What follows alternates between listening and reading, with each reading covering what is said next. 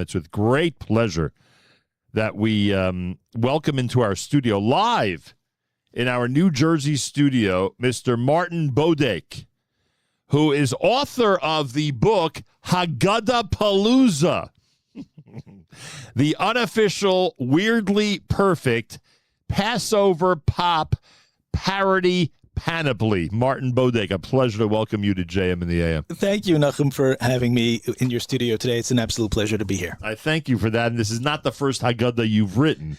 You have a whole collection that you actually brought in.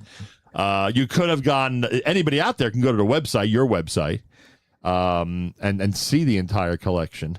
But we get to enjoy them here up close and personal. You got to explain it. And frankly, I've gotten the gist of this brand new Haggadah. Okay. Right? Lots of song parodies, so to speak. Is that why it's called Haggadahpalooza? Because we know that one of the biggest music festivals in the country ends with Palooza? Is that why? That is exactly right. There's no other reason. I could not. Well, the book that you're holding is a panoply of song parodies, right, which everyone can use at their Seder and enjoy around the table, and right, all different sorts of ages can sing. And as you can see, your viewers cannot because right, we're not visual here.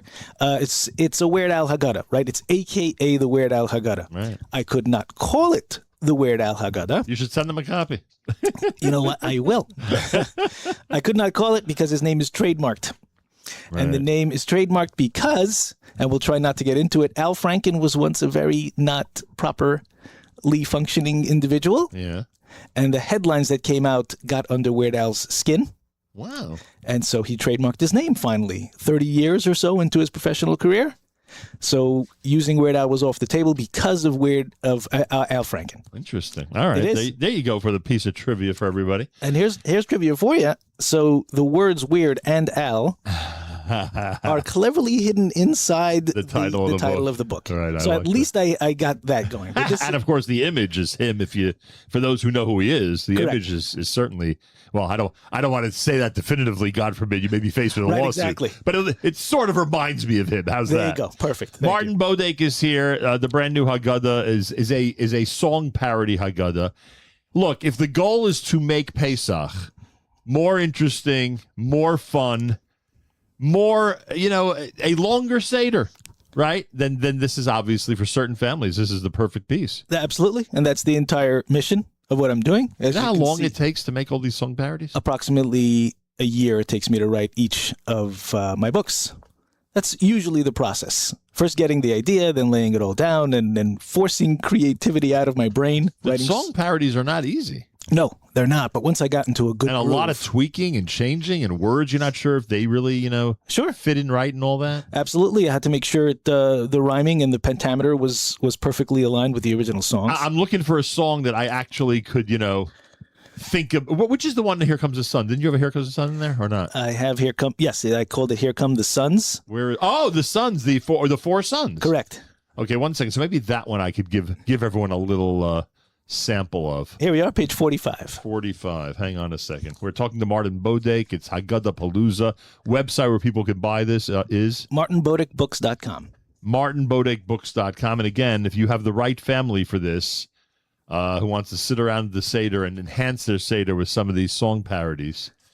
Here come the suns, do-do-do-do. Here comes the suns, and I say, this is why, da-da-da-da-da-da-da. How does the next? Wise young darling. Wise young darling, let me tell you the laws of Passover. Wicked darling, the Lord did this for me. Come closer. That's great. Simple darling. I love it. Anyway, so I tried my best. Very good. Not bad. I gave everybody a sample. And this is now available. Haggadahpalooza, the unofficial, weirdly perfect Passover pop parody Panoply by Martin Bodek. Go to Martin Bodek Books, right? martinbodekbooks.com. Correct. For information. Now, this is Haggadah number 7. This is the 7th Haggadah you've written. Yes. There is the dad jokes Haggadah. Yes. I could see people sitting around not only at the Seder, but throughout the entire Yontif telling those. Right? Where's the dad one? Where's that's in your hand right there. Oh, here it is. There it is. Here we go. This is the dad jokes Haggadah. Should I give a sample here? Yes, my favorite page is the 10 Plagues, if you can find that real quick. All right, 1 second. Hang on, everybody. I should be able to What? Are you suggesting I don't know the order of the Haggadah? No, you skip right past Did it. I skip it? Yeah, there it is. Man, I'll tell you. The pressure of being live on the air. This one? What did Moses say to Paro after he refused the first plague? He said, that was dumb. What kind of shoes did the Egyptians wear during frogs? Open-toed. Why didn't most Egyptians know about the 9th plague? They were kept in the dark. Never challenge death to a pillow fight unless you're ready to face the Reaper cushions. Oh, my God. That was a good one. I came up with that one. A good one. As dad jokes go, that might be an 11 out of 10, frankly. There you go. All right, so that's the dad jokes Haggadah, Martin Bodek. Books.com. By the way, and not that you should sit here talking about your colleagues, but there are people who've written something like a Star Trek Haggadah or something, or isn't there somebody who wrote some type of science fiction Haggadah? Am I wrong? Harry Potter, was it? That was Rabbi Moshe Rosenberg. Right. Yes. So, and was it Harry Potter? What was it? Well, interestingly, it's not called Harry Potter. It's called the Hogwarts Haggadah. He's also careful to use with naming and nomenclature. Right. So he has two, that one, and another one, or was just that one? Yes, he came out with a superhero Haggadah. Superheroes. It wasn't Star Trek, it was superhero. Oh, and while we're talking about friendly competition, I should also mention a gentleman named Dave Cowan who lives in L.A., and he's put out many parody Haggadahs himself, and we're neck and neck on the leaderboard every year. Interesting. Yeah. Are his on the same sort of topics, or? No, absolutely. He writes them differently. It's not a full Haggadah. He writes like teleplays, as if they were a Broadway play. Like you could act these things out at your Seder table. Wow. So that's the way he couches it. But I have stuff that is useful for families who can share. Have you thought about forwarding Haggadahpalooza to Lenny Solomon and having him record the whole thing? Because I think you've basically done 99% of his work for him on this. That's true. And you know what? If I can get to him, I will. Yeah. Well, certainly. Lenny at schlockrock.com. Oh, I was a fan. Just as much as I was a fan of I can see him recording these. Fantastic. Okay, I'll get in touch. We're all full of great ideas here at JMDM. This Haggadah is the Way is the name of this one, a Star Wars unofficial Passover parody. Now, unfortunately, in 1980, 81, when did Star Wars first come out? 81, I think? The first Star Wars, 80, I happen to know, was 1977. 77? Yeah. Wow. So in the summer of 77, my younger brother and I decided we're going to go see Star Wars. What is this everyone's talking about, right? The whole thing. I think we, in fact, spent that summer in Israel. So we got back. And we were like, I think we said to our older sister, drop us off at the mall. We're going to go. And then when you're finished shopping, we'll be ready to go. Anyway, what do I remember about that experience? I slept through the whole Star Wars movie. Are you serious? As a teenager, yes. Oh, my gosh. I am the wrong guy for the Star Wars unofficial Passover parody. I mean, I know some of the lines from Star Wars. That's about it. What's this based on? I mean, I know it's based on Star Wars, but meaning what approach? Like the approach it's to weave in the entire franchise anywhere I could into the text. Good example for us? Or you can go to Shvo Chamascha, if you can locate it real quick. Well, I'm going to leave it to you to locate it. I've demonstrated I can't locate things too quickly live on the air. Shvo Chamascha would be the beginning of Nirtza or Hallel. Oh boy, this is going to... Is it Hallel or Nirtza? Hallel, right? Well, you know what? It would help if I just go to the table of contents, and that would be just it. See, I could find that for you. It's right after benching. Right? Release your anger, page 113. Here we are. So this paragraph, if you care to read it. Do I have to read it in the voice of Yoda or anything? Or? Not necessarily, because what I did with this paragraph in a short space, I don't know what that is, like 40 words. It's like... It's like more than that, but yeah. Yeah, it's like the Friday Yom. It's really short. Right. But it contains... Friday Yom. The new standard of short passages. Like 7 different quotes from the movies, and anybody who's a geek will recognize all of them as you're reading along. Shvo Chamascha, release your anger. We've been waiting for you. We meet again at last. Pour your wrath upon the empires that did not know you and upon the orders that did not call upon your name. Since they have consumed Skywalker and wiped out his habitation, all of them, let the hate flow through you upon them, and the fierceness of your anger shall reach them. You shall do it to them with unlimited power and strike them down from under the skies of the force. It's basically who speaking? It's basically everybody. There's so like 5 different characters and 7 different lines, and that's basically what I did. MartinBodekBooks.com if you're into Star Wars. What else? What's Zadie's War? What is that? Oh, that's my Holocaust memoir of my grandfather's. Nothing to do with Pesach? Nope. Nothing to do with I Pesach. write other stuff besides this. No, I'm just saying. Today we're talking about Pesach. Yeah, you had a friend of mine, Jonathan Schloss, Of course. last year. So we're working under the same imprint of Amsterdam Publishers. Very nice. And this is my grandfather's story. His book's amazing. I mean, I didn't see yours yet, but his book's amazing. So his is about 4 grandparents, Right. and this story is about him serving in 4 armies. It's quite the story. Wow. We could talk about that now or a later date, but Yeah, it is, a later date. It's wild, a wild story. Wow. The Shakespeare Haggadah, written by Martin Bodek. Elevate thy Seder with the Bard of Avon. I mean, my Shakespeare acumen is limited. You know, It's okay. I could do a drop of Romeo and Juliet. I could do, Toil, Toil, Trouble. What's it called? That's Macbeth, yes. Macbeth. I could do a drop of Macbeth. I think that might be it. I don't remember any other. Okay. Maybe some Hamlet. Maybe. So I won't have to force you to get into your. No, but the point is, I mean, what's the approach here? The same exact thing as Star Same Wars. thing. I wove in every play at least 5 times into the text and had my fun with it. Do we know what Shakespeare thought of Pesach? We have no clue. I don't even know what he thought of Jews, really, and Right. really don't we all? People debate that all the time. all the yeah. time. What else do we have that's Pesach related? These 2. The coronavirus Haggadah. Oh my God, we should toss this one out. The coronavirus Haggadah, very small. Very small. This was written in 48 hours. Oh, because during Corona we did everything very quickly, right? Exactly. Oh no, I wrote this in a frenzy because it was happening. You know, we didn't know what was going on. We just knew there was a Japanese ship somewhere where people couldn't get off and they were coughing to death or something. And then we knew that our Seders were going to be lonely. The only Haggadah where both Lysol and Purell are mentioned.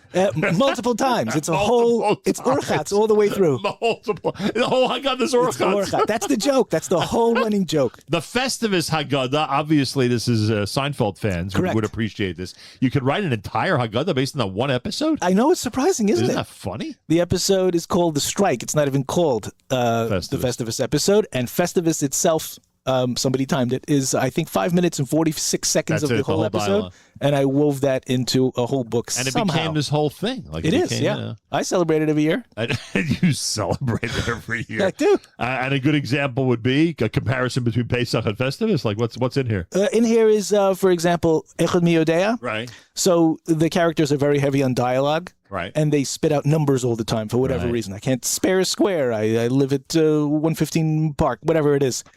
So I tried to put in as many echads as I could until I stopped.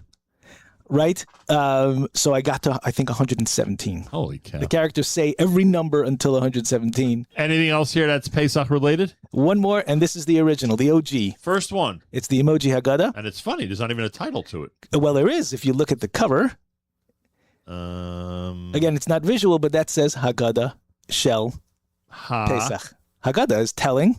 It's an icon of a person talking. Right. Just for your listeners. Right. And then it's a shell because like a shell is seashell. shell. And the Korban Pesach Shel is the ram. Pesach, Haggadah Shel Pesach. There you go. And this one, is this all emojis? The entire thing. I am, to this day, the only person in the world ever to write a book completely in emojis.